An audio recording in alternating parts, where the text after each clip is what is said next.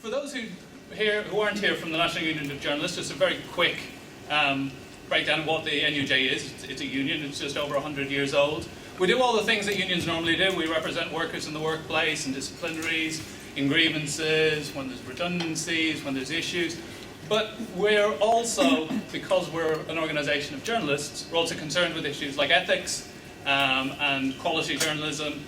And at the moment we're engaged in a kind of fairly big battle to try and save large parts of the media in the UK, which, because of the way that owners treat the media across the country, we've seen 10 years of cuts to staff and seen a decline in the quality of journalism, particularly in regional media, but increasingly in national media recently. And one of the things we hope with this branch is actually to bring a lot of people who are working on new models and new ways of doing news and doing information into the NUJ in a very collegial, discursive way, hopefully an interesting way, in a way that you find engaging and interesting and can work with us. And this is why we wanted to work with the British Interactive Media Association, with BIMA, because we recognise there's a lot of people in that organisation who are looking to do the same things, who are building startups, building new ways of doing traditional media and untraditional media. And hopefully we'll be able to work together with them and their members much more in the future. So with that, I'd like to introduce the Chief Executive of BIMA, Wyndham. Thanks, Dominic. That's very nice. I'm one of the executive directors. I'd love to be the chief executive, but that's beyond my pay grade. A quick introduction to BIMA. We have a really simple remit, and it's been the same remit since we were established in the 90s. And that's to make sure that the UK is a great place for the interactive media industry. It's a great place for legislation, so it doesn't destroy our business, our lives. Investment and finance are there, so businesses can get started up and new ideas can thrive. The education is in place, so people can acquire the skills that they require, and that businesses can thrive and prosper within the UK and not go offshore. So it's a really simple remit. So it's great to be working with the NUJ and collaborating to move that forward. Now, if anybody would like to know more about things, then there's Henry here who works, and Bridget, who both work full-time for the executive, who can talk to you about events or membership if anybody would be interested.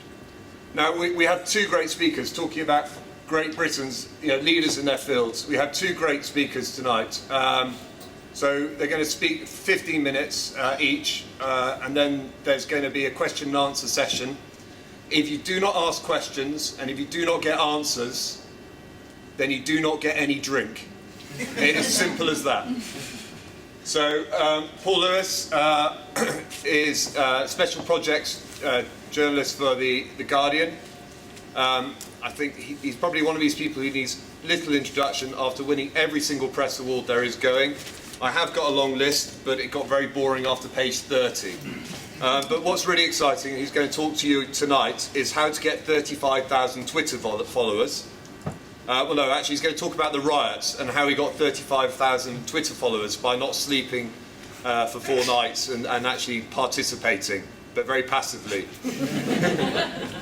If any government people are here to arrest him. And Tiffany St James is going to talk on more abstract, talking about how you can put social media into business and use some case studies.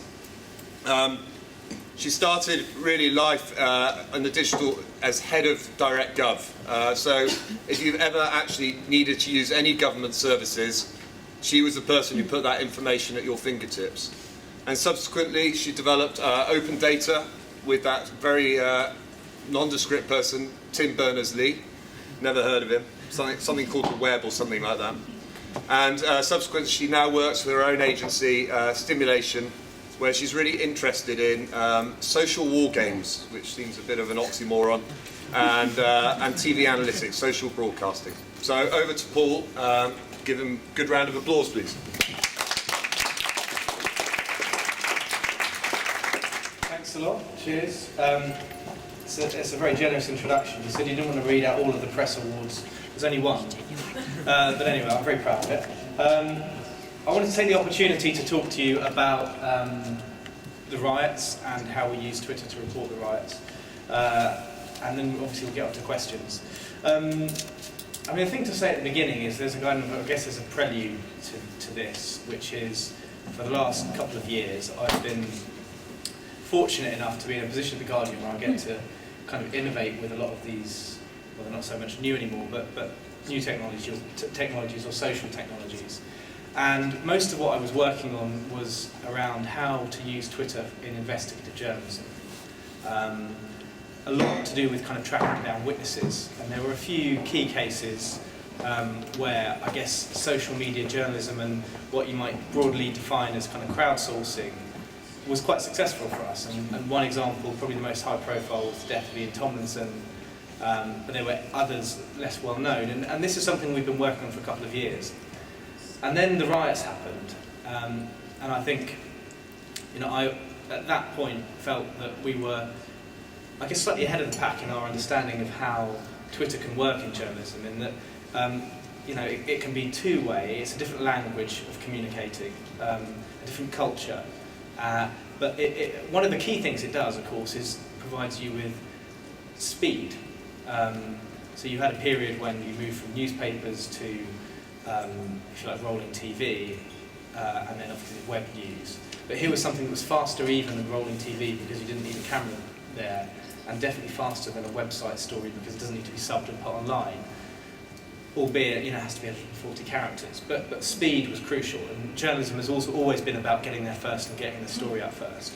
But beyond that actually by developing quite strong relationships with people who are interacting with you on the crowd, they can then help you do some of the reporting as well. So the presentation I'm going to give you is very short, very sharp. I'm just going to talk through some of the tweets. In fact, I think they're just the first tweets from the first night. I think I must have done, I don't know the exact number of tweets I sent out, but it must have been several hundred over a 4-night period. So it's going to show you a kind of snapshot and how they developed and how we learned as we went along. It might be a bit hard for people to see at the back, so I might kind of read some of them out for you. So we all know that kind of the riot started on August the 6th with the death of Mark Duggan, who was shot dead by police. 2 bullets were fired, contrary to speculation at the beginning briefings, in fact, from the police watchdog. Both bullets were shot from a police gun. He died at the scene. And as is commonplace, there's subsequently a protest outside the police station by community members and relatives who want to know what happened, demanding, a thorough inquiry.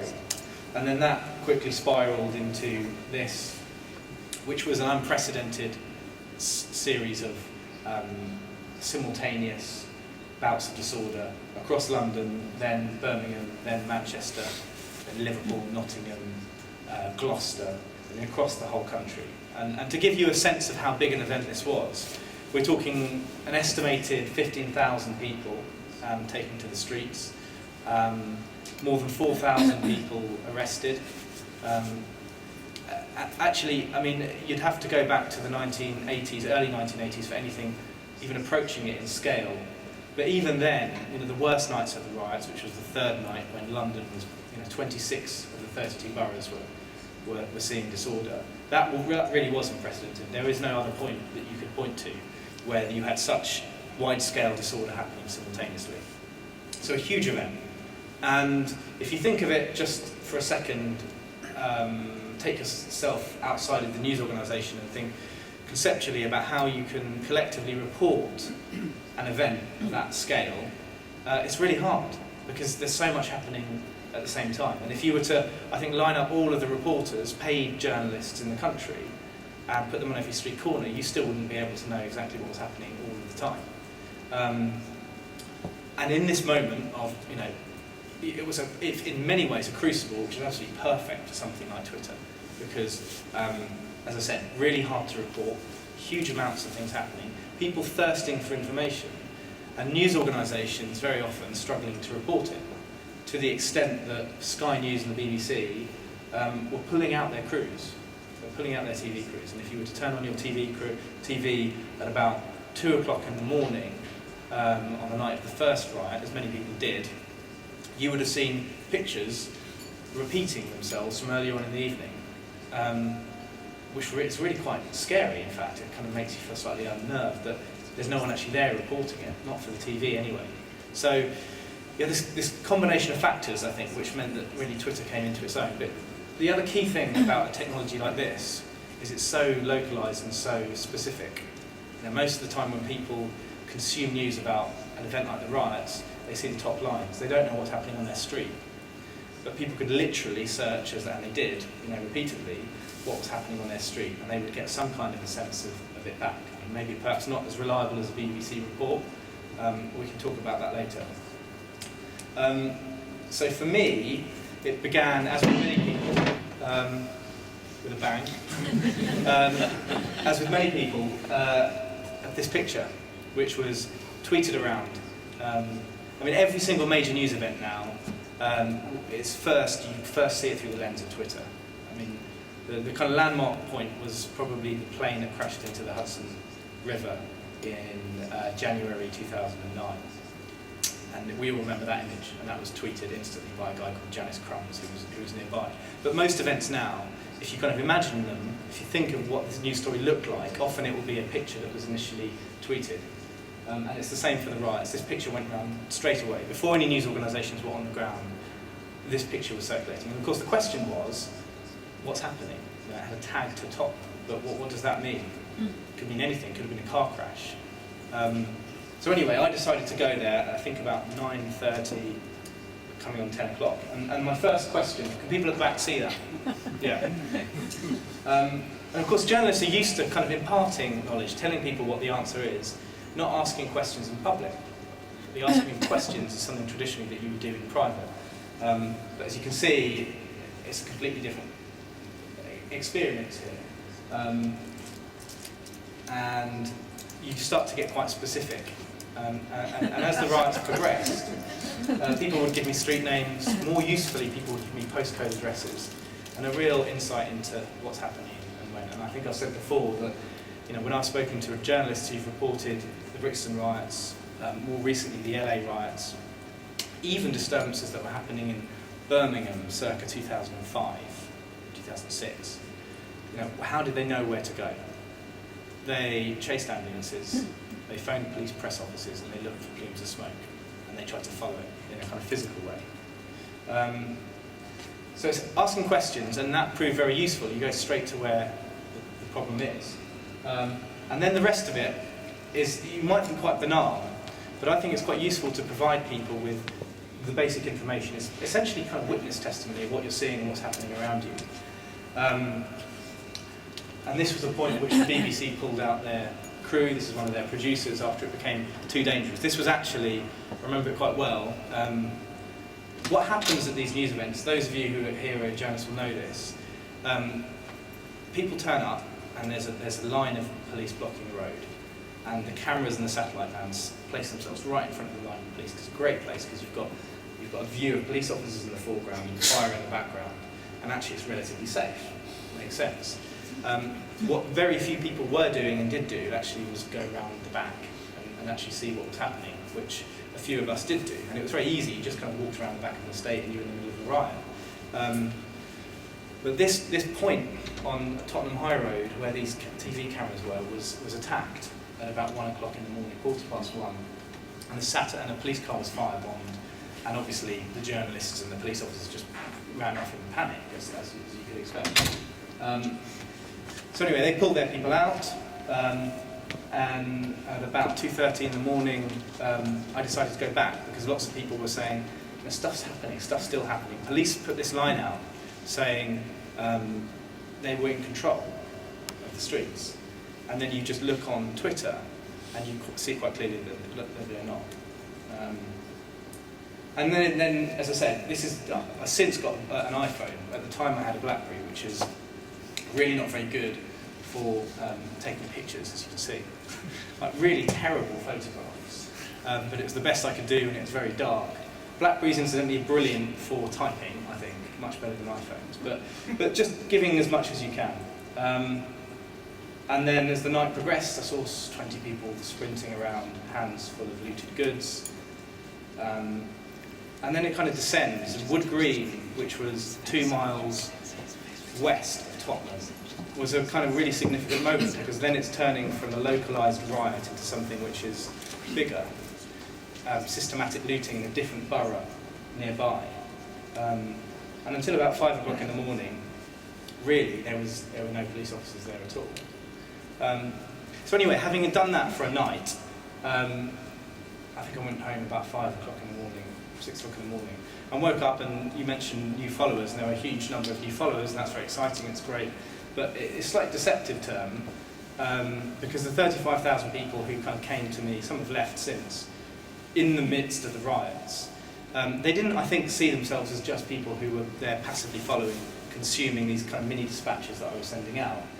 But many of them, a decent proportion, couldn't tell you exactly how many, but several thousand, wanted to collaborate, and they wanted to help in the reporting process. They're constantly feeding back, correcting things if they were wrong, offering cups of tea, places where I could recharge my BlackBerry, offering lifts, trying to give context, because when you're on the ground on the front line, it's very difficult to know how your report, features in terms of the broader picture of what's happening in that area and in the wider country, in fact. So constantly helping, and it was I guess a collective effort. And to give you a few brief examples, does anyone have a contact for anyone at the initial protest outside Tottenham Police Station? I mean, that quite quickly got something back. Before the protest became a riot, does anyone have a contact? Similarly, I'm writing a piece reconstructing the Tottenham riot. Has anyone seen a record of what precise time the BBC pulled out its journos? Now, a few years ago, I would have had to phone up the BBC press office and asked what time, and they would probably get suspicious or something and think, why, you won't make us a story about BBC. Whatever happens, whatever their response, it will take a long time to get an answer from them. Now, this route is really useful because a discussion ensues online and people start investigating, if you like. I mean, it's a small-scale mini-investigation, but they're doing some digging, but they're doing it in a transparent way, so you can see the process through which they go to reach the point at which they say it was 1:30 in the morning. And in this case, they had found the Twitter account of the producer and the tweet at which she said, "We've just been attacked, we're leaving." So that was the point when they pulled out their journalists. Similarly, I wanted to know the exact time that the bus was set on fire. And a similar discussion ensues online. This time people are really looking at Flickr photographs and actually looking at the discrepancies between the timestamps in the different images and asking if some of the cameras were cameras from tourists because they had a different time code. So really quite good stuff, and it's all transparent, and it basically cuts out large chunks of your time in terms of the kind of reporting that you might need to do. And the next day when you're writing a 2,000-word piece on how Tottenham burned. So then finally, I think by helping the crowd and the crowd helping you, you're also the go-to point when something snaps. And the following day, the point at which we really knew that the riots were turning into something beyond just a localised issue was when the riots began in Enfield. And people very quickly started tweeting me, because I think they thought I'd been useful the day before, and it'd be useful if I was in Enfield too. So the moment, I think there was a bit of a scuffle in Enfield High Street around 5 p.m, maybe early, about 4 p.m. And I got that information straight away, so it's really beneficial for us as a news organisation. Something quickly about this. I think that the use of this has kind of many levels, really. But one of them is, if you give people a window into your working process and you are very open with them about how you're doing your reporting, they can travel with you through that whole journey, if you like. So not just the kind of physical journey, travelling around the riots, but actually also the kind of reporting journey as well. And I think when they've come out of the other end, the relationship they have with you is different. I guess it's a better relationship because they may have helped you, and even if they haven't helped you, they've kind of contributed to that report in one way or another. So here's a quick tweet, breaking clashes now in Enfield. After I got the tip off, I went to Enfield straight away, and I think it's about 9 o'clock. So this is, if you like, the outside of the layer of the onion, and it gets, you get more and more detail. It's an inverse onion because it gets bigger as you go out. So that's the first thing, a quick tweet, you tell people what's happening. But you're also able, through that, and that's the kind of lens into the rest of your reporting. Here's another very bad BlackBerry photograph of the aftermath of the incident earlier on in Enfield. So you give people a bit more than that initial tweet. But that initial tweet might be their kind of gateway into your reporting. And then after that, 140 characters isn't much use. Well, it is useful, but it can be, you can do a lot more with 200 words or 300 words or whatever it might be on a live blog. So I think at each level you get a more detail and more information. And then people can actually see what you saw. So this was the jewellery store that got looted, which I guess was the symbolic moment when we knew that the riots had definitely spread. And then the second day, we've had riots in Tottenham, we've had disturbance spreads to Wood Green, a little scuffle in Enfield earlier on in the day, and then this point around 9 o'clock. So I tweeted it, people didn't know what it looked like. I sent an image, didn't really help, a description, and then it's a wobbly camera, it's a piece of citizen journalism, if you like, and then you can see people kind of scurrying out. And it gives you a kind of flavour of what's happening, but all of those layers complement each other, I think. And if people have followed you through that process, and that's just one kind of tiny snippet of 4 days of rioting. I mean, I travelled throughout London, north and south, went to Birmingham, went to Gloucester, I was in Ealing and Camden and Hackney. If they've seen all those tiny little snippets and those different layers of reporting, which begin with the tweets, by the time you're in a position to write the kind of big end-of-week story, and they're consuming that much more traditional news item, I think that they've got a different relationship with it, hopefully. Some people will do. But crucially, that traditional piece of news journalism will be massively enhanced because you've been given A, a unique insight, B, you've got lots of people collaborating with you and helping you do that reporting. But C, just the relation, as I said before, the relationship that you've developed with the reader or with the user, or however you want to describe the person who is consuming what you write or what you produce, is different. I think that's the fundamental thing I was hoping to get across. I'll show you one final thing. I could talk for ages about this, but after the riots, I think everybody was pondering how something like that could have happened. And I think it's fair to say that the answers weren't very good. I mean, the answers that we got from politicians tended to be quite predictable. So you had the left wing saying that it was kind of, I guess, like, all sorts of things, but blaming cuts, for example, blaming a kind of culture we might have inherited from MPs' expenses or bankers, that these were protests against the EMA, some people were saying. And on the right, people were saying it's a different kind of culture, maybe like black music culture, culture inherited from America, or they were saying it's bad parenting, or just an absence of kind of morality. All these theories swirling around, and we at The Guardian decided whether we want to do something kind of slightly more enhanced.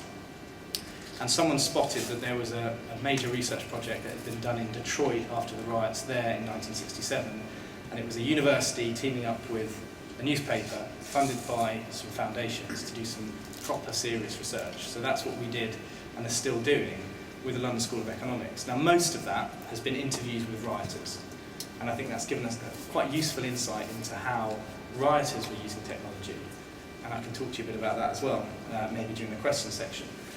But the other thing that it gave, that we were able to do, which I think is relevant to why we're here today, is to have a look at Twitter and how it functioned during the riots.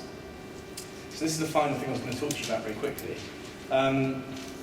We got from Twitter a database of 2.6 million riot-related tweets, and we teamed up with some additional academics at Manchester University to basically analyse this data set to see what it would tell us about all sorts of things. I mean, mainly we wanted to test this theory, which was put about after the riots, that Twitter was somehow used to organise the unrest. I mean, that was put about with certainty at the time. We all forget, but at the time, these were the Twitter riots. The Prime Minister was talking about intervening in the technology in some way. I mean, the Metropolitan Police actually considered trying to turn it off. I mean, they said as much to Parliament. So these were the Twitter riots. In fact, we found out that actually there were no tweets that were used really to organise the riots. And the few tweets we could find that were used to incite violence were quickly kind of flooded out. I mean, people were just, it's just an avalanche of criticism on anyone who would suggest involvement and participation in the riots. So actually it had the reverse effect. So we found that quite quickly. We came to that conclusion quite quickly. What was more interesting was we wanted to look at how rumours spread through the riots. And if you get the chance, have a look at this thing. I guess you would need to Google, Guardian Interactive Riots rumours or something. So we took various rumours, some of them true, most of them not. Such as, do you remember the London Eye being on fire? Someone mocked up a picture of the London Eye on fire. You can see it there at the bottom. I don't know how the London Eye would be on fire. It's made of steel. But that was one of the rumours. The other one that went around very quickly was this one that rioters had attacked London Zoo and animals were out on the street. So we kind of managed to do this. It's quite interesting. It all begins with this person here. What this is, it looks like a Petri dish or several Petri dishes, but these are tweets, and green are kind of encouraging the rumour or supporting the rumour, and red are kind of knocking the rumour down. And the size of the tweet is the influence of the tweeter. And you can actually see the tweets when you hover your mouse over different parts. And it begins with this person, Twiggy Garcia, who says, hearing reports that London Zoo was broken into and a large amount of animals had escaped. Too far, that's not cool. So you should have a look at how this kind of migrates over time. Because what's interesting, I mean, people are right, Twitter is good for spreading rumours. It's quite successful. Because big people take Twiggy Garcia and they basically enhance his misinformation by doing things like mocking up pictures of cats that look like pumas outside Regent's Park. Someone else did a penguin. That was, but what's really interesting, and what I find most interesting about Twitter as a journalist, is its capacity to self-regulate. So over time, you see the red gets bigger, and the red is basically people who are very effective at finding ways in which to kind of puncture the rumour. And so you have this is a kind of organic crowdsourcing mechanism happening independently of journalists, where the rumour exists, and then it's kind of undercut. And here's someone who's quite influential because they have 12,000 followers. They're called @Salma, TS2AL, saying it's the London Zoo incident is a fake, according to somebody else. So I think that's actually quite interesting how that happens. There was a lot of that happening during the riots. A lot of people who were taking rumours and disproving them. Another really good example with a lot of talk about riots on, I think, Willesden Green High Street.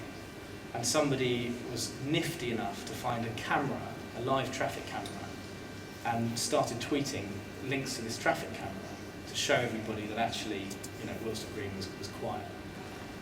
And I kind of asked myself, I'll finish on this point, why people were doing this, why they were helping me, and why they were trying to knock down these rumours. And I think it's generally because as people start becoming more engaged with news, it becomes partly kind of civic duty, something that I think needs to be done and is important, and like journalism is kind of a good thing rather than a bad thing. And so the more people who have access to the resources that enable them to do journalism, and that's pretty much everyone at the moment, hopefully the more good that comes out of it. Okay, thanks.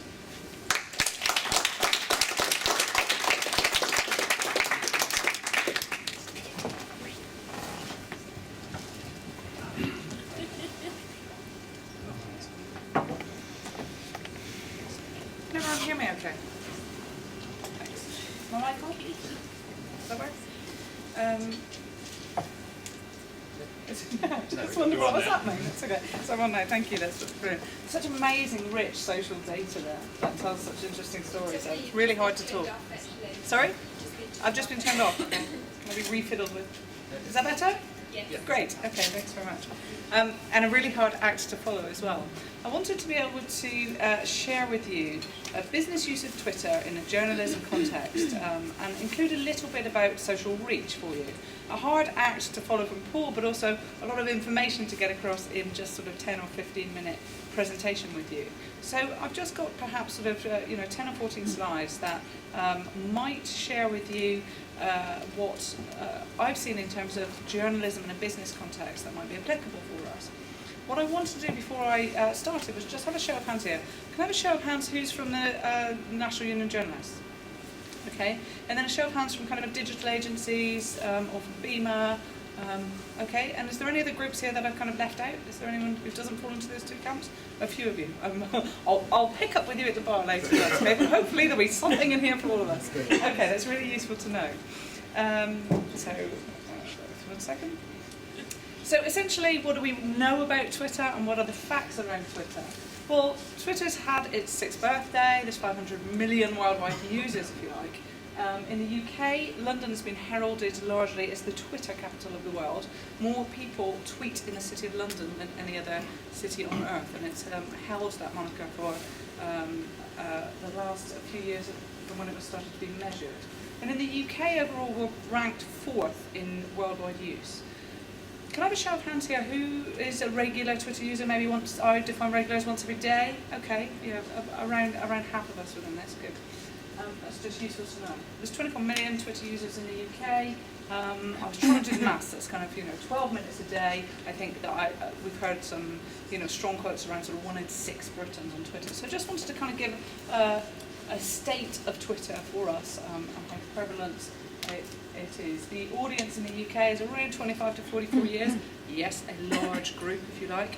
And essentially that makes up sort of 60% of the UK Twitter audience. So I just wanted to give a feel for kind of how large and how well used it is, if you like.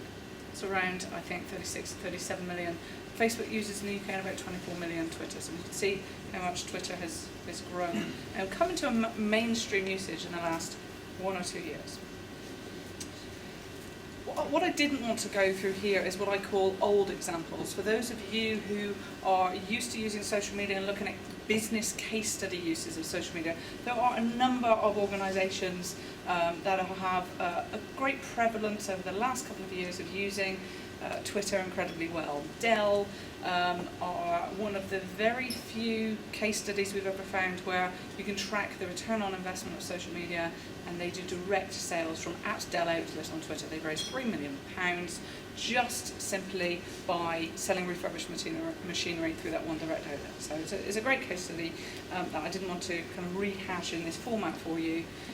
We've seen JetBlue, one of the very early users of Twitter in a corporate context, using it just for customer service. Put out a load of tweets to start with, found that the customer service tweets were getting the most interaction and the most traction, and now just use that channel for customer service. So there's a lot of old case studies, but what we wanted to be able to do was look at what are the great UK stories that we have here. Where have we seen Twitter and journalism in a UK context? Because that can be most useful for us.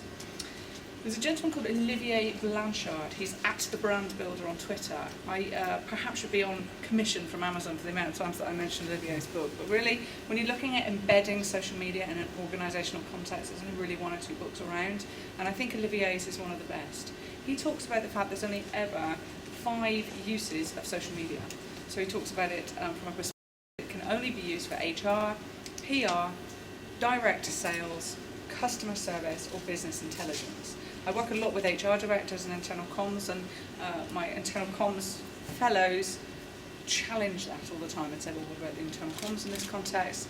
And Olivier largely puts that in the PR, either internal or external, as employee engagement. It's his model, and is the way in which he defines how social media can be used in a business context. And a lot of the work that I do in embedding social media in large organisations is to cut it into those 5, because I think it's really quite clean and simple.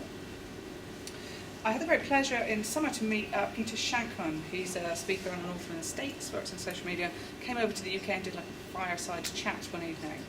He wrote a book quite recently on customer service for anyone who works in a business context, and the great use of open, transparent, real-time feedback that Twitter allows. Peter's book gives some great examples of how it's been used to galvanise companies to listen to their public, as well as really good use of customer service. There is a UK telecommunications company that will remain nameless, but essentially if you're waiting on the phone and you tweet that you're annoyed and you bitch at them on Twitter, they will get back to you before that phone's even been answered, because they're listening, and they're listening in real time, and they'll be able to pick up your call. And digital strategists kind of nod and wink to each other, but it's really quite prevalent. Perhaps we should just change providers to get some service we want. But we've seen the good use of Twitter in customer service, in service industries. I don't know, has anyone flown quite recently out of London City Airport, perhaps? Yeah, a few of you, okay. So at London City Air, incredibly good at using Twitter. They'll follow people, they'll individually help people who have Wi-Fi issues or luggage issues or queues with the border control being too long. They're personable, they're direct, and they're really open. It's a really good use in the service industry. KLM are an amazing example of using Twitter really well, but looking for UK examples, London City Air have quite nailed Twitter and customer service quite well. The world leaders in using Twitter journalism to do live event reporting are the World Economic Forum, Davos. They provide amazing case studies, really worth looking at. It's a little bit small to see here, but essentially they use as many social facilities as they can during an event, not just Twitter, but not keeping it within that one social channel. So they will have people reporting what we call largely called Twitter journalism, but factual, punchy statements of what's been said live during an event as a reporting function, a bit like your kind of ticker tape, I suppose. But also then to take all of the presentations and put them in a space. I think they've used them in Scribe, where people can go and have a look at them. All the rich event coverage, having some of the debates on YouTube. So they've got a very well blended use of social channels in one place to be able to not just report but break down those walls in transparency in events. So taking the great work that Davos have done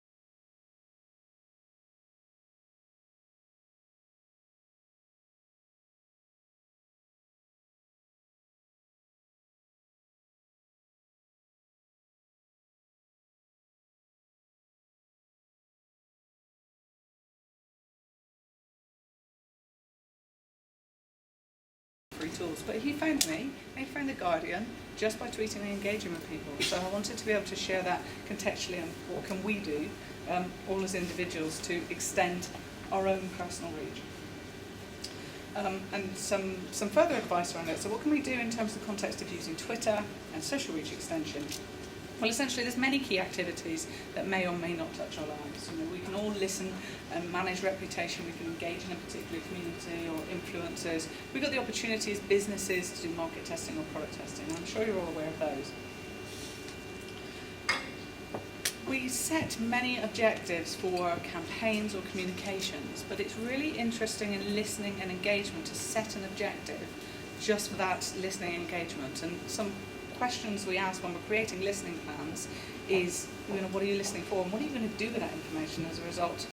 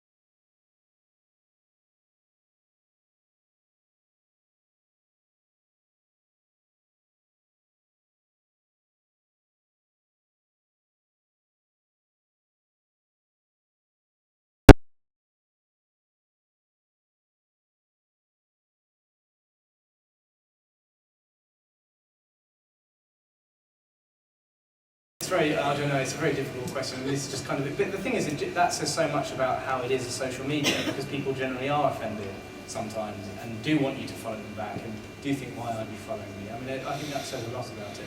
I mean, if I were you, I would follow people you think are interesting. Well, I do, but there's Unfollow more than the rest. 2,000 of them. Yeah. Well, what about the married couples that talk to each other over Twitter?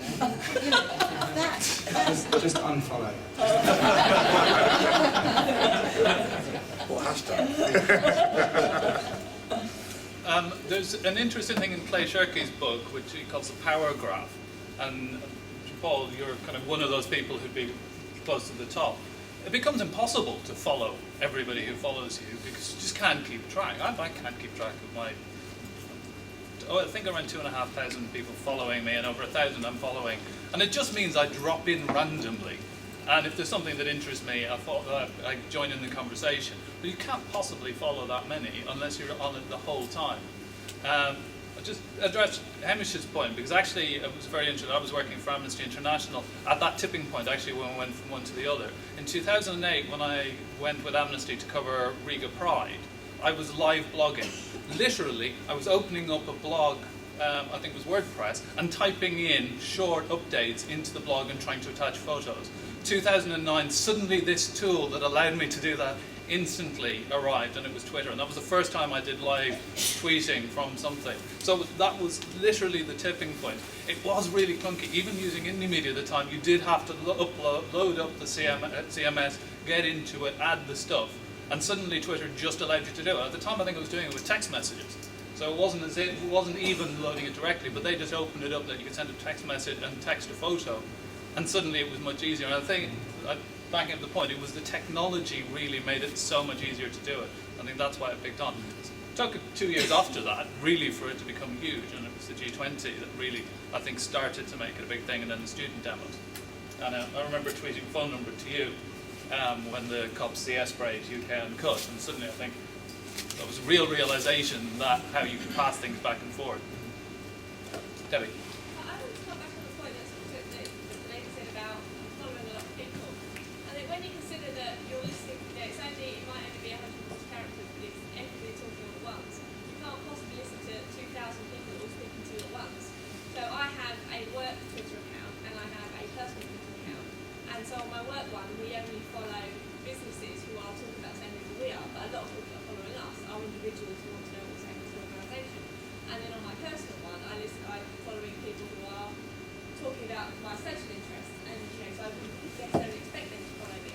But I mean, how can you possibly hear what 2,000 people have got to say all at once? You surely aren't getting the best out of all those people anyway, because it would just be yeah. But then I mean, on my personal one, I'm only following maybe 100 people, but it still takes 10 minutes to scroll down what all those people have said in the last 10 minutes. So I just think you'd end up being so lost anyway that you wouldn't maybe hear what everyone's got to say. So it might be worth thinking about splitting them out into different interests and following people based on that. Well, can I answer that just as to how I would handle it? I mean, I'm a journalist and a lecturer in journalism. And what I do is I put some people into lists and then defollow them, so they turn up in the lists, but they're not on being followed by me. And if that particular piece of news on health comes up, I'll look at all the people who are health people in the lists. I mean, it is impossible to actually follow. Hashtags are very good for that. You can have something you're interested in that you can search for and hashtag on and find all people talking about that one particular thing, rather than having to, you don't only hear what people are saying because you're following them. You don't have to follow someone to hear what they're saying. I mentioned a simple free tool earlier, Hootsuite. It allows you to filter Twitter. The great thing, as Paul mentioned about Twitter, and we're talking about that kind of, will that bubble burst, is the fact that so many people share content on Twitter that doesn't originate on Twitter. So they share links and they can be tracked, you can share photos from Flickr and videos from YouTube, and all that data can be filtered really well. And Hootsuite is a very good free tool for being able to do that. So I follow 750 people, say.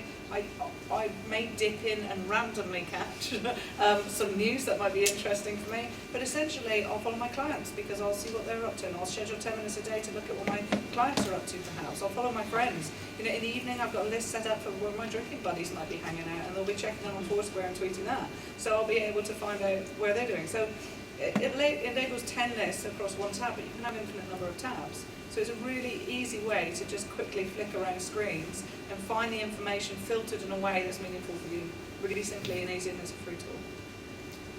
Does anyone have anything negative to say about Twitter? Questions related to privacy? I think there was a case before the US courts subpoenaed someone in relation to giving information about WikiLeaks, things like that. How secure, and infiltration, you talked about the riots. Weren't they infiltrated as well by... Well, two things. I mean, first of all, in relation to that, I'd be fascinated to hear more about what Tiffany was saying about Metropolitan Police and Special Branch in a second. But in terms of negativity, I do want to link it to what we were talking about before, which is the thing people complain about the most, and I think most validly, is just the chaos of it. And it's nonsensical often. You just see a feed and you'll have a message about football, and another one about something about their breakfast, and another one about a news event, and there's no coherence to it. And there are these different methods of sorting, Hootsuite, or actually lists is what I use. Most people use just lists. But I think actually that that's probably going to be, journalistically, the next step will be journalistic organisations and journalists will see themselves as kind of anchors in the middle who try to digest this huge amount of information. And it's only going to increase exponentially, particularly when there's big news events, and work out what's meaningful and what matters, and then give that to people on the plate, because they just don't have time. I mean, even if you've got several tabs on Hootsuite, you still haven't got time. There's a finite amount of time in somebody's day to do this kind of stuff. And when it's a news event, they want to consume what's, that kind of old paradigm of a kind of news triangle where the most important thing's at the top. Well, in a Twitter feed, the most important thing no longer is at the top. And it's a real challenge for journalists, but I think that's a really interesting area for us in the future. I'm often loose-tongued when I speak in public and talk about things I shouldn't, but so I'm just going to be careful. But as an upshot of this kind of riots experience, where we were doing all this data analysis on Twitter, I was kind of thinking, well, how can we think about that sorting process that happened retrospectively? We got the data, we tuned it, and we made sense of it, and we came up with things like that interactive. How can we do this in real time? And we've got an event coming up which will be the biggest, most tweeted event in history, the Olympics. And I'm wondering, we're kind of looking into whether there's stuff that we can do around this, where people can view the Olympics through a lens of Twitter, but we can help them do that. That we can help them digest what's happening. Otherwise, it's just going to be chaos, and it will turn people off the technology ultimately, I think, because its usability will decrease as time goes by. Yeah, that's kind of aligned to the question that Mike posed. During the riots, we were talking about this Chinese Twitter effect that's going on, with people making up stories about the animals in the zoo and all that kind of stuff. I mean, how does that work with journalism going forward? In terms of that being monitored, being able to really establish what's true going on? I mean, it's not really any kind of overriding body that kind of, is an authority on Twitter. So how does that work in journalism? How do you see that? You kind of put it as like, people will have this civic duty, civic duty to report the truth, but I don't really know how viable that is. Well, I think there's two different ways in which it operates. One of them is something that will happen independently of journalists, in which I think people will collectively try to work out what, there's no single version of the truth, but gets close to the version of the truth as they think they can, independently of journalists. I think that's going to happen whatever we do. But for journalists, you're completely right. I mean, I think you hit the nail on the head. There is an issue, the central issue with all of this is verification. Now, what we don't do, but what most people assume we do, is just take tweets and bits of information that have been tweeted to us and put them into the public domain as facts. I mean, we never do that. And as a journalist, I mean, if I have something which is an important piece of information that comes to me, most of the time I'd need to meet that source face to face and get to know where they're coming from and who they are and have a physical interaction with them. And there has to be a really good reason why I wasn't having a physical interaction with them. So I think, the old traditional, if you like, it's not a very nice term, but the kind of obvious journalistic protocols that you go through to corroborate stories are just as, if not more important when you're dealing with social media. And we do apply them. So some people will get burnt, and I think probably have done, through overly trusting people they don't know. Because if someone tweets you, it's not a person, it's just an online identity. That's it. And I think there is an inherent danger in all this, and we're very careful. I'm very careful when we run stories and base them on information that may have come originally from a contact that was made online. I just personally, to me, it seems like it's really quite a abuse of the web. Absolutely so. And you don't have the facility really for fact checking, particularly to get a stream of real time event reporting. I mean, how do you? If that's really, you could have gone out of your way. You could have had a source, or maybe it was not conspiracy, but people were trying to refer you to something else. Completely. I think you're completely They would right. clear across another part of London. You would have missed it. Blah blah blah. It's right to be conspiratorial. The question is, and it's just a question, at what point does, say, Scotland Yard monitoring publicly available information at a protest move into Scotland Yard creating online identities to influence a debate or to pretend to be activists of the protest and to try and change what's happening on the ground? We know the Pentagon has commissioned companies that do this very thing. So it's not that far away, and it will mean another challenge for journalists who are trying to report stories. So I think one thing that happened, and I think Paul's case during the riots, is actually Paul became one of the people that you followed and started so many tweets to you asking you to check out particular things. I think that started to happen during the student riot demos, and I think one of the things is people assume that everybody going on to something is going to be tweeting wildly. Well, actually, a lot of the students, they tweeted that they were at the demo, they tweeted that they were there, but actually it was very interesting, particularly the one where people were cattled at Whitehall. The biggest volume of tweets were, I think, people like myself, Paul, Larry Penny, Shiv Malik, actually identifiable names, and journalists. So actually, the more journalists get involved in it and have their names out there so that they can become the verifiers on Twitter as well as in their publications, the more I think it becomes that kind of filter, and I think that's a role the journalists should and can play. So the more of us are out there, the better it comes. The question of what all the cuts that are happening in the media at the moment is something that really undercuts that and makes that more difficult. Okay, comment here, Eleanor at the back. There was a slide that you showed that said 25-year-olds up to the 44-year-olds are the main people tweeting. My first thing, coming as somebody who started his career on a typewriter, and I think that was modern technology at some stage, and going through the email system and internet, all of that came in my lifetime. I think first of all I'm asking, what about the other people, the ones that are younger than 25 and the ones that are over 44? As a journalist myself, I still see myself as somebody who is at the top, as Paul said. I feel that it is my obligation to go in and seek people and a diversity of people for my investigation, and because of the limitations of the technology, I would not be happy and content with just using a tweet, both in order to discuss an item or to seek out people to talk with me at a later stage. I think it is limited in that sense, and you showed that with your slide. And could you comment on that, please?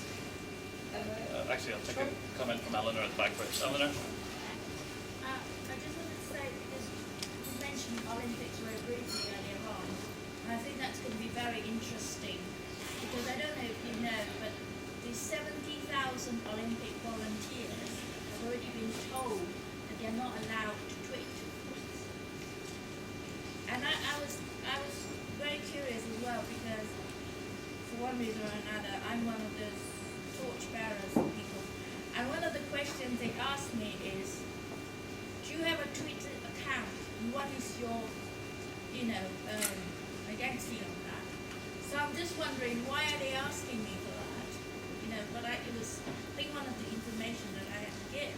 So it's like, am I being monitored? I think in your case, Eleanor, probably. Yeah, I know that. Just to show it, it's, people being, you don't know who's behind Twitter accounts.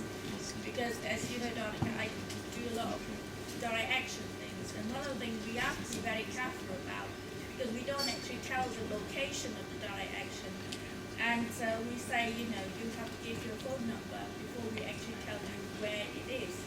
So because we're aware that a lot of people who follow us, who actually contribute, might be police informants.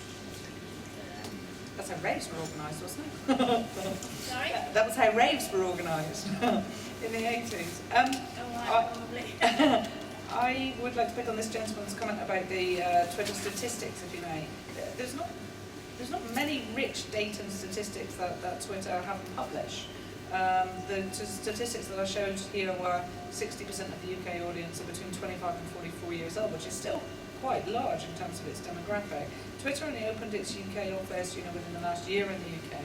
The gentleman who's kind of the head of sales is a guy called Bruce Daisley, who's fantastic. He's at his Google, and he talks a lot about Twitter. Very energetic, very award-winning presenter himself. But essentially, I'm going to relay back to Paul in terms of not using that tweet and not verifying it in a way without authenticating it. And having spent sort of most of the last decade within a government context, we did a lot of consultation, and we were very careful not to be able to just take the people who were the most vociferous, the people who were most digitally engaged when we did online consultations, because you've got to have that rounded whole effect to do proper and appropriate and holistic consultation.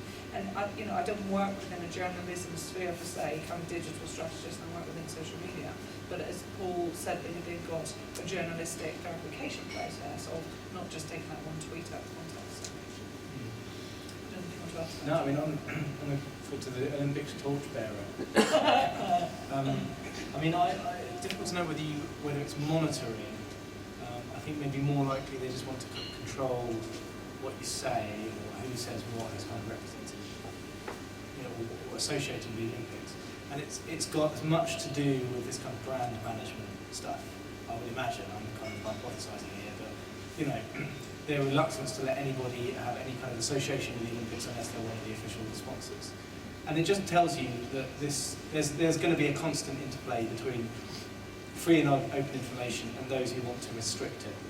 And I mean, I think that will be a big kind of tension of our age, I would imagine. I mean, you have to assume that's the case, because we all now have the tools to broadcast or to publish to large numbers of people, potentially anyone in the world. And for those who want to restrict what you have to say because you're in an important position as a torchbearer or anything else, that's going to be the key, isn't it? But ultimately, the information always kind of comes out. I think it always finds a way to wriggle out if it's important enough. When you said you discovered you had these 30,000 followers, did you find that you were then being more careful about what you were tweeting and the context of what you were tweeting? Because I noted that you initially tweeted that 200 people broke into the jewelry store, then filed copied and said 100 people, and then showed a YouTube clip that showed about 50 people. So I'm just wondering if... I think we'll go back if you want. Good attempt, but I think that the tweet said about 200 people involved in clashes or scuffles or something, whatever the word was. Didn't say 200 people had broken into the jewelry store, I don't think. But we can go back and check it if you want. We'll check it afterwards. If you're right, I'll buy you a free beer. But no, I mean, I think in terms of being careful, I mean, we're careful with everything. I mean, added scrutiny shouldn't make us any more careful or cautious in what we report.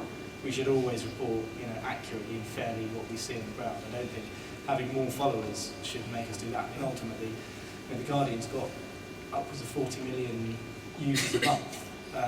My 30,000 readers is nothing compared to the number of people who read a news story online. So I think we've always got to be careful, but there isn't a kind of inbuilt accountability system there. And when you do make errors, and we do make them sometimes, riots are not easy to report, definitely, and they're especially not easy to report when you're trying to record video, tweet, take notes, phone your news desk, do all of these things simultaneously. It gets very difficult. So it's a massively kind of challenging experience. But as I saw, I mean, in direct answer to your questions, as I saw the follower count go up, how the follower count go up, I was obviously conscious of the fact that people were following because of the riots. And there was a moment afterwards when people leave you because the riots are finished, they're not interested in them. And it's a difficult balance. You know, you think, well, do they want me to continue? Why are people there for? You know, what do they want me to talk about? I think ultimately you've just got to be kind of faithful to yourself. I think people follow me because I'm a journalist and because of my journalistic work, so I let that kind of guide what I talk about. You mentioned that tweets were useful just after the snippets of eyewitness testimony. In the States, the Occupy protesters made very good use of streaming video, live streams, allowing people to see for themselves. When it comes to observation and sort of witness work, do tweets have an edge over streaming video or video clips? What do you think? I mean, do they have an edge in what way, sorry? Well, I suppose that with the iPhone 4 and the video quality is so good that, say, you're witnessing something in action, something on phone, do you use the same device to tweet about it or to record? I see, good question. That's a really good question. I don't know. I don't know. And it goes back to the point that was just made there. I mean, what gives you a better understanding of that moment in time where that jewellery place is raided? You could argue that the video, because it shows all the kids running in and running out. What that doesn't show is everything that's going on around. It doesn't show the 200 kids gathering in advance and lifting their masks up. It doesn't show you the police who'd lined off the station to stop anybody who was arriving by train coming to that particular area. It doesn't show you the big vans of horses that were parked in the Tesco car park. So it's really difficult. I mean, a few tweets could do that. A big news article would do it even better. I mean, I don't know. I think it's a really good question. But I do think that live video streaming is kind of, we're almost there in a big way. I didn't know, but some TV crews are now using, they basically have multiple SIM cards to increase their connection. And sometimes when they can't get a satellite there, they will be using SIM cards to broadcast TV quality live feeds. And that's just, I think that's amazing, because it means kind of any of us can do it. Something to think about though is the issue of connection. And obviously doing a text tweet versus a tweet with a photo versus video can get increasingly difficult. And I did find doing lots of demos that the connection seemed to drop off very substantially when the police turned up. It turns out they do have something that's gobbling up the bandwidth. So then you do have to make that call. And that the UK Uncut thing I was talking about, when the cops use CS spray, that question, do I tweet and just say it? Do I tweet with the photo, which is going to mean me having to run around the corner? And video wasn't even an option. There was no way it was going to go up. And I actually went with the photo, so it took a good 5 minutes to get actual verifiable pictures up, as opposed to all of the people who just tweeted we're being pepper sprayed. So you do have that question to think about. And battery is another thing. And during the early student demos, I think one of the most common tweets towards the end of it was, right, that's it from me, my battery's dead. Now I carry around a big extra battery to recharge as you're doing it, but you do have to think about those practical things as well. You know, if you do have multiple SIM cards, it's fine, as long as the cops haven't shut down the bandwidth completely, and they do. Okay, another hand. I just wanted to add to that. If you've got a BlackBerry with the keypad, it's easy to tweet, and if you've got an iPhone 4, then it's easy to record. So you could do one hand simultaneous. But my question was about Twitter recently acquired Posters, and I wondered if anybody had any insight into what their plans are, because that would be an added layer to the journalistic content, so you could tweet what you posted with Posters. I don't have any insight into that other than, we've seen recently Twitter acquire Tweetminster, so essentially a social platform now buying up tools that are really useful for them to help them get the message out further, but I don't have any insight from the UK Twitter team. Yeah, because Posters used to be really good, I think, it had the edge on WordPress, but then it underwent an upgrade and they lost the edge. So I think it needs a bit of work before it can, get back up to its previous standard. I think, I don't know anything about that either, but I really like the idea of the spoof journalist who turns up at a news story, a bit like the kind of Ghostbusters with loads of different gadgets hanging on. Just trying so hard to work out which one to use. So I'd really recommend taking 2 mobile phones if you can, if you're doing serious journalism, because one is going to run out of battery, and they do have different functionalities. A good keyboard is really great for your tweeting. And also you have different SIM cards, so you have different data connections, and the data connection does go down because there's just 1,000 people there all using it simultaneously. So if you're on a different network, so get 2 different phones on 2 different networks. On the subject of contemporary media, commercial contemporary media sites, they will always take the journalistic functionality out after they're successful. Because they don't make their money out of doing journalism. They make their money out of just normal people using them. So they'll take the premium functionality out of your favorite tool by the time it gets really useful. So I wouldn't recommend relying on these commercial contemporary media tools, because when it gets really good, they'll take the functionality away. I don't know what you mean, sorry. Well, it happens to us a lot. We recommend these tools as they come. The whole Web 2, where everyone built these fantastic tools, and actually, the functionality that you want isn't what 98% of their users want. So they concentrate on what 98% of their users want. And you, as a journalist, you want these little odd things that they do, and they don't prioritise those. And actually, in the end, they actually take the functionality out. For Vision on TV, our main web hosting was blip.tv. Great web host for the last 8 years. Got taken over by a new company. They took the functionality out that we relied on because it wasn't important to them. It wasn't what made the money. So as journalists, I would be very worried about using these commercial tools, because the things you love will vanish. Or at least relying on them as a business model. Yes, relying on the business model. If you're tweeting at events, and this goes for sort of journalists on the road too, I use a product called an iWalk. If you use an iPhone, it's a larger case with a battery embedded in it. It'll give you an extra 10 hours, and you just choose when to turn that on and off. So all of my tweeters at events all use iWalks, so we get another 10 hours boost if that's helpful. Okay, I think we're just coming on to half-8. I'll just leave you with something that I just remember. Okay, but just to throw in, I remember in the late 90s the idea of a multimedia journalist. There was a project that the EU was running called the Tri-Media Project. It involved somebody with a film camera on their hat, a huge server pack on the back, because that was the only way to do things right, with the sat phone, and a mic in the other hand. They were the most ridiculous looking things. So if you think somebody with a phone in each hand looks bad, that's what it used to look like. Thanks. Yeah, there's just one interesting comment made on Twitter I'm going to expose them, if that's okay. Future Threats 1 asked the question: how good would infographics generated by real-time data be? So I just wanted to share sort of 2 really interesting visualizations that I found that really inspired me in real-time data. So I'm not sure how kind of useful they are, but it's useful to look at where social data and analytics can move to. So the first visualization that I saw that really grasped my attention was the real-time mobile phone data taken over Obama's inauguration at the point he was inaugurated. So there's a video that is a map of the volume of people's mobile interaction at Obama's inauguration point over kind of Washington. So it's just really interesting to see. The second iteration of that is then those bright people at MIT are working on a project called Sensible Cities. So they're trying to enable cities to work in a smarter fashion, and they're trying to use data, digital data and social data to feed back into how people move and operate around a city.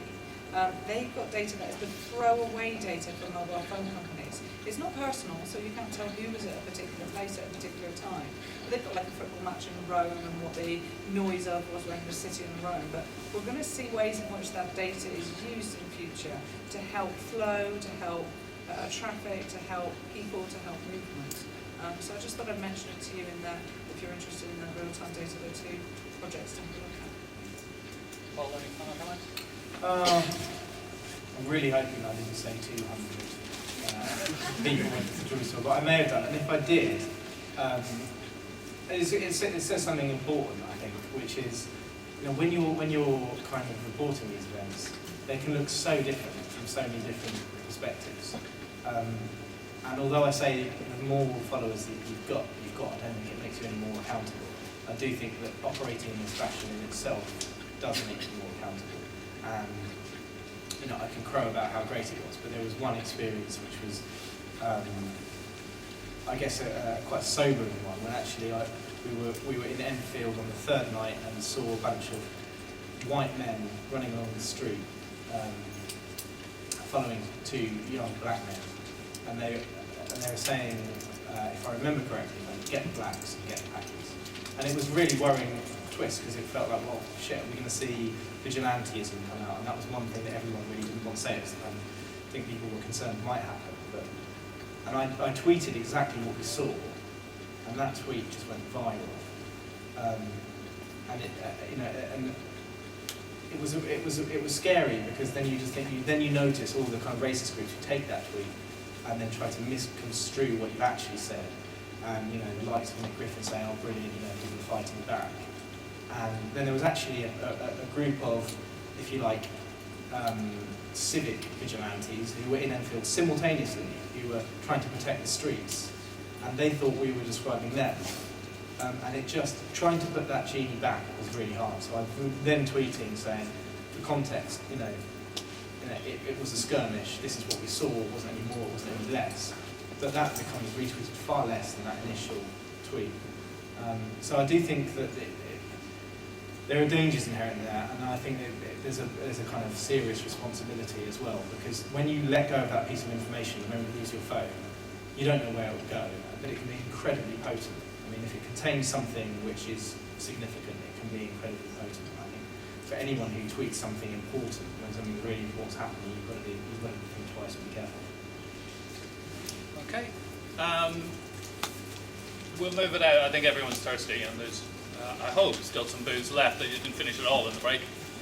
So I'd just like to thank everyone for coming along. I hope you found it really interesting and really engaging, and I hope if you're not already involved in the branch that you think about it. There's some information out there. If you think you might not be eligible to join the NUJ, you might be surprised because we have a lot of different categories of people. So those who aren't necessarily making money now but want to, we have a category for you, we have categories for other people. So the information's on the table out there. I'd just like to encourage as many people as possible to get involved, because I think this was brilliant and we'd like to do a lot more like this, and that's what we hope to dedicate the branch to. So thank you all for coming. Enjoy some drinks, and when they run out, we're proposing that we go across the road to the Grand Union pub, which is just up the road a bit. I was in it earlier, it's rather nice, and they didn't think they'd be busy, so they said they should be able to take a big bunch of us. So see you out in the corridor.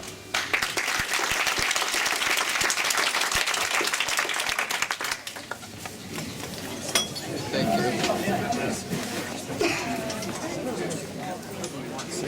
you.